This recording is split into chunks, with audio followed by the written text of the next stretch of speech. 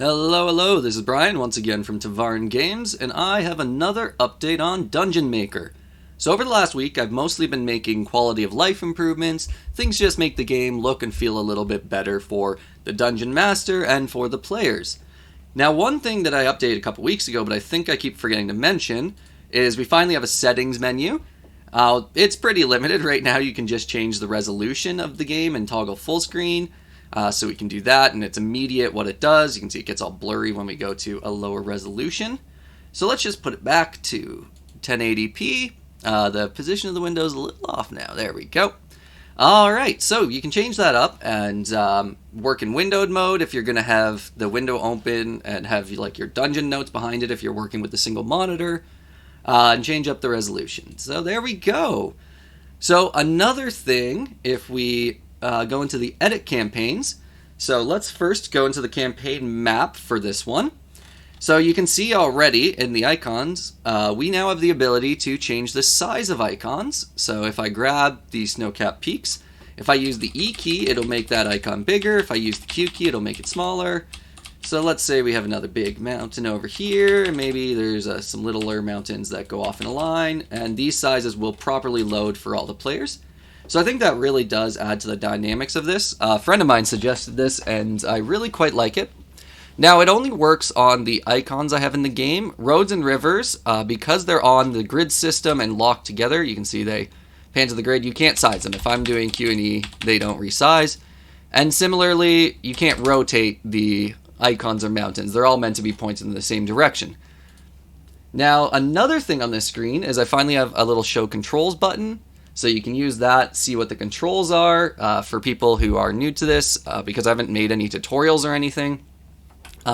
This way you can see what the controls are right away, and that'll help people out when they're first running with this software. Okay, so that's that for the campaign map. Now let's go into one of the maps in the game, so this one that I keep using as an example. So there's a couple things you probably see. One, again, we have the show controls button, so you can see what it is. Another thing, I've just been adding items. I've been really trying to add items like crazy. So we've got some armor you can place for like armor shops or armories, some weapons you can place, some candelabras. And if we place one of these and zoom in, might be a little tricky to see, but the flames do animate. Yeah, you can see it a lot better with this candelabra here. So those look pretty nice. Again, I'm hoping to have more items. We've got more furniture now in the game. Again, scrolling down. So a longer table that's 3 long instead of just 2. And I recolored the table a little bit so that they don't blend into the darker wood floors, the ones that are this color. And then pews and altars, as well as this rope bridge, which you can see I've put on the map here. Kind of funny to have a river and a bridge here. This was just for testing. And I think the other thing you'll notice is I've added in this floor blending. So the floor tiles blend a little bit into each other, but it only applies to the natural floor tiles. When I was first coding it and making it work, I applied it to all tiles, but it looked kind of weird when it was blending together like wooden tiles that are like these man-made wood floors and these brick floors, because like people aren't building them like that. They're not like fading the tiles together. But with like grass to dirt and dirt onto stones and that, it makes more sense that you'd have this bit of blending where a little bit of dirt's kicked over on the stones. And I think it looks quite natural and nice. It's not perfect. It doesn't work on the corners. I haven't really figured out how to make that work nicely and efficiently. So it's just blending the 4 tiles around each. And it's only bothering to blend tiles of different types. So this dirt tile, they're not even trying to blend to the other dirt tiles because it's the same. But they are blending across to the grass tile and to this cobblestone tile. But yeah, I think that looks quite nice. So that was a fun little addition I added recently. Another thing on the maps page, when you're doing these encounter maps, is I finally added back the ability to test maps. So there's a button here down in the controls, so let's click that. And you're going to be dropped onto the starting position, and if there is no starting position utility, you'll be dropped at the origin at 0, 0. And then you can walk around. And it hides that utilities layer. You can't see the teleports or anything, but it still works as the editor. Like if you want to walk around and be like, ooh, I'd like to pop some items here. I think it looks a little bare in this section. You know, you can still do that. You can still add in items and change things up and then walk around, see it. Oh, see how you fall through a trapdoor. Look around. Now, here, let's deselect that. Now, if you click on a door, it will unlock it. And that is in the editor. So if you then were to save it after unlocking a door you want locked, it's staying unlocked. So when you're testing, you just want to make sure afterwards you sort of relock all the doors and do all that. But you can unlock the doors. You can't click to open them because, again, well, it'll click to close because that's it flipping the lock. But you can't click to open them because you're toggling the lock at that point. But yeah, so you can do that, and then you just get rid of the button, and it removes the player. The utilities come back, so you can see things again. You can lock and unlock doors from here. So that way, you can sort of see how the map is looking, where the players can see various enemies from, how hidden the enemies are, various secrets and things you're trying to hide, and all the items. You can make sure everything looks the way you want for the players to see instead of just trying to guess from the top. Again, that was a suggestion of a friend of mine. We were doing some network testing, and he told me a whole bunch of things he wanted to see. So I've been trying to get those in. So yeah, we've got that. Now let us go into actual hosting. So I'm going to host that same campaign. Again, we can look around. One thing you'll notice, we have the saving throws here, colored those dice just to add a little flair, as well as added in the D values, so D4 through D100 here, onto these dice icons, so it's clear which one you're rolling. And it will tell you, oh, only a 20 on a D100, that is unfortunate. Here, let us also, I've got another window open, so we're going to join in as a player as well, just to see a little bit more. So yeah, the skill checks are color coordinated to the saving throw dice, so you can quickly see which skill is applying to which. So you can see intelligence is this dark blue, and that applies to here. And as I hover over, you'll notice another change. Because the text here is shortened, for saving throws and that strength, dexterity, constitution, those are pretty common shortenings. But for the skill checks, because we're trying to shorten much longer concepts, especially like animal handling or sleight of hand, and might be a little difficult to tell which is which at a glance, you've got these this hover over text that shows you the entire skill name. Now it's just for the skill checks, again, because with the saving throws, it's pretty much well known that that's what the short form of these are, and they're in order to the D&D skills. And then again, for like the dice here in the initiative, it says exactly what they are on it. So yeah, I only applied skill checks. Another thing here, if we go to let's go back to the hosting and enter this. So you saw the loading scene text actually is in the right spot. And if we go to our actual player, one thing I did is before, if you were to say click on this action to remove it, and now I need to position myself correctly. Let's zoom out or zoom in. Yeah.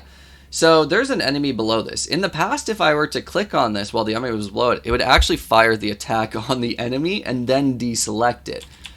So you'd be accidentally attacking things if you happen to be positioned a weird way. And that happened to me a bunch of times during testing. So it's definitely possible and fairly easy to accidentally do that. So now when you hover your mouse over this dice window here, it disables your ability to actually perform an action or select an enemy as the DM. So that way, you're just controlling what's on this screen, and it ignores everything below it. The reason for that is these aren't actually working as buttons. They're working as hover over colliders in Unity. And I've got my own script determining when you're hovering and when you're colliding, because there's a couple extra things they're doing, and I have to time it right for the way the interactions work, whether it's on the mouse down, the mouse up. And so it's not just clicks. But with the custom script and them not being buttons, they of course click down through, and that was causing some issues. So that's fixed now. I also bug hunted with my friends in the network testing. We found a few bugs. There was one bug with the trapdoors. So if I tried to join the game while that trapdoor was open, it actually caused the DM to become disconnected and ended the server state. So that was a hell of a bug, and I was really confused as to what was going on. And what was happening is, so with these doors, when you open them, there's a collider here that when the door is open, that collider gets shrunk to 0 in order to stop blocking the light. Whereas when it's closed, it goes back to the full size and then is able to block the light again. And when a player first logs into the game, if there's doors on the map, that state has to be synced to the player. So all those colliders have to be set correctly for the player on their own screen. And so every door was looking for that blocker that blocks the light, and toggling it. Now the thing with trapdoors is, because they don't block the light, they don't actually have that object. And I had forgotten one line of code that was checking to see if there was a blocker object before trying to change its size. And I just forgotten it. One line of code. So for the trapdoor, it was trying to find that blocker and then arrowing it that it couldn't, but it was doing that on the command side, on the server side, which meant it was the DM that was then getting booted for trying to exploit the game. Just a built-in feature of Mirror that it cheat detection, I guess. And so yeah, it was completely ending the game. So I fixed that. So that's working more nicely. Now let's pop back to the DM screen and zoom out. And one other little thing I added is this map background. Like, it gives an edge to the map that's a little bit bigger than all the objects that are placed, and it sizes correctly to whatever the map is. The tiling, for some reason, puts these little white lines a little bit, and I don't know why. Got to try and figure out what's going on there. But overall, though, it adds sort of a little texture to the background, and I think it looks pretty nice. It was interesting trying to get this paper texture to tile nicely. Had to do a lot of image editing to get that going. And that appears in every, on the campaign as well, and in every map. And it's whatever size it needs to be. So the players will mostly see that on the campaign map. As you saw, when we're in this Wexany map, in this castle map, that is already a Dungeon Maker. Like, I've locked the player off. They can only see what's inside this castle, so they'll never see that texture there. But as soon as we go to the campaign map, boom, they're on it, and they can absolutely zoom out and see it. And it just makes it look a little bit more like a map, and I think it looks kind of nice. Now, if we dive into this scene, where the player's not locked off, we're zoomed out quite a bit, so it's a little flashing. We go to the player. We can see this big old map. Now, in this one, the player can actually walk right to the edge, and they can see it. And I put this weird little pond here. That was just to test this floor blending. So the player would be able to see it in this case. And that also gives them a visual cue of this is where the map ends. So yeah, that's another change. The other thing you probably noticed when we are changing scenes is you can see sometimes it's super fast. That was like maybe a tenth of a second, I think, is the minimum time now. So the loading scene text is now a UI object. So it then gets pulled into the exact correct position on the scene. And what it's now doing to ensure that every player has all the necessary data. Before, what I was doing is I was just delaying the data loading of the map for the players by half a second to ensure that the data was correctly synced from the DM, from the server, to all the players. Now, that of course works on all high speed, and in fact it's too slow for most high speed internet. But I was thinking for connections with a slower internet speed or a higher ping, that might not be enough, and a player might end up just loading back into the old map data because they haven't synced the new map data. So what the program is now doing is I added in a variable to the map data object in the game. So the DM sets all the map data, all the map objects first, and then the DM is setting a scene name into that variable. And the players have the old scene name saved into as a variable in their player controller. And then what it's doing when they're told to load a new scene is they don't load it after half a second or right away. They're looking for that second variable to change to a new scene name, which the DM has set. And because that's set after all of the other variables of the map data, it's the last thing that's set, the players then, once that changes, know that all the map data is current, it is the new data, and it syncs the new data at that time.